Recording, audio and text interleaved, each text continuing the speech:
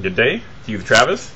Today is Friday, February 6th, and boy, I'm starting to feel like a weatherman. I haven't reported too much this week because of waiting for the stimulus package to pass the Senate, as well as just how the market's going to respond to that, and it looks like they may vote on it today. So there's been some downward pressure on mortgage-backed securities because of this nearly $1 trillion package. It's obviously going to cause some inflationary pressures once our economy does start rebounding some, which isn't really a fear right now with we're almost deflation going on with just how prices are going down because nobody's spending money.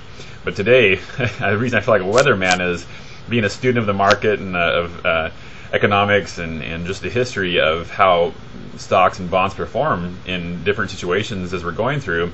There's just been no other time like this other than the Depression. There was different circumstances and different rules and accounting and different things going on in the market that really is hard to predict what's going on.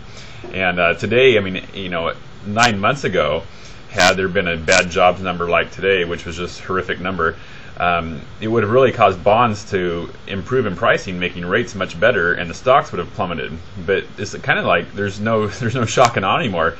Today they announced nearly 600,000 jobs lost in January alone. I mean, it was 598,000. The predictions were 540. There was some talk in the pit at the stock market yesterday that analysts were expecting 600, so it wasn't a real shocking number when it nearly hit 600,000. But that's a huge number. It jumped unemployment up to 7.4%. On a national level, which is, it was just back in the mid-fives here less than a year ago. And so when these numbers hit the market, typically it would make stocks plummet, bonds improve. Well, stocks, I think at this point, traders are feeling that the Fed's backs are against the wall now. They have to do something. They have to pass a stimulus plan and create new jobs, create money in infrastructure, and just a flurry of activity of spending, because right now they have no option. I think it's going to be very clear in this vote today when this job numbers came out that they have to do something now, because at the pace it's going, I mean, since the recession started back in December of 2007, we've lost 3.6 million jobs. But what's scary is just in the last 3 months, it's taken up half of those job losses. Half of those 3.6 million were in the last 3 months, all the way dating back to December of 2007. So with the pace that they're jumping now, nearly 600,000, I mean, next month it could be 750 if there's not any action with the Congress, and that's why it's such a dire situation right now. So mortgage-backed securities are actually trading down 19 basis points. It's kind of a big trading range right now. They're almost down as much as 33 basis points, which is a third in fee on your mortgage rate. So that's a huge discussion right now. The other issue is this whole mark-to-market accounting technique that's been used with these big financial banks. Actually, there's a rally of financial stocks this morning because they feel there's going to be a softening, at least, in this mark-to-market type accounting method, which basically means they have to sell off their valuable mortgage-backed securities in bundles when they get out of a certain ratio in their accounting methods, meaning they can't leverage themselves more than they lend in certain circumstances, and when they get to a certain point, they have to sell at a fire sale rate. Basically, they could have a bundle of mortgages worth $1 billion, and if there's no takers, they have to sell them at the lowest bid, like an eBay auction, and it could be for $100 million on 10 cents on the dollar. So that's what's really messing up a lot of these banks right now, which caused a lot of them to close down and go bankrupt. Another thing that's going on, which is great news for all my clients in the refi that want to refi now right into these great lower rates, but there's value issues and credit score overlays that are really brutal if you don't use FHA. So conforming, I had a client the other day that wanted to do a cash out refinance on their home at 80% loan to value, so they still had 20% equity in their home. They just want to pull cash out to help them through some tough times, and their credit score had taken some hits down to 656, which is not a bad score. But there's a 4% hit for cash out above 70%, or between 80% and 70%. So 4% on their $400,000 loan would have cost them $16,000 just to borrow money, and that's just the fee outside of closing costs because of the cash out hit.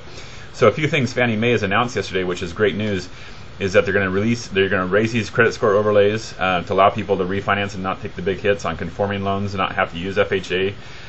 Also, they're going to do reduced income documentation, not a stated program, but they're just going to use the last pay stub of the client. So you wouldn't have to have a 2-year history. You wouldn't have to show all this documentation of your 2-year average if your income's gone up. They're simply going to use the last pay stub you have, as well as possibly no appraisals or limited capping on loan to value.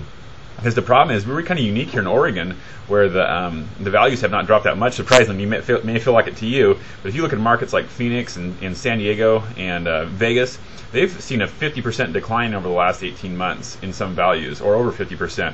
So imagine having your due diligence, thinking you did the right thing. You put 20% down on your home 2 years ago in Phoenix. You did a conforming loan, no mortgage insurance, and 20% down, and now your house is at 120%. The loan is 120% of the value now. You can't get any kind of financing for those people, and they put 20% down 2 years ago. So we're not that bad in Oregon. So that's part of the reason why I really felt that Fannie Mae was going to catch a clue and soften some of those guidelines so people can actually use these rates. Because the feds can lower the rates to 3%, but if no one can refinance, it's not doing anybody any good. So that's the good news, is that Fannie Mae is going to make that available. It's called the DU Refi Plus program, and DU is called Desktop Underwriter. It's an acronym, so the Desktop Underwriter Refinance Plus program. And that starts April 4th. So I'm hoping they're giving this time for the investors to jump on board, get staff hired to be able to process this huge flood of loans that will come in. And I think that's why the delay is going to be there. So hopefully it'll be totally ready to go April 4th for all of us that have been waiting for the clients that don't have enough equity in their home to refinance right now or have some credit scoring issues. So that's the great news. That's a long update. I will actually do a Saturday update tomorrow on some different things going on in the market. But thanks for watching. Give us a call if you need anything, and be blessed.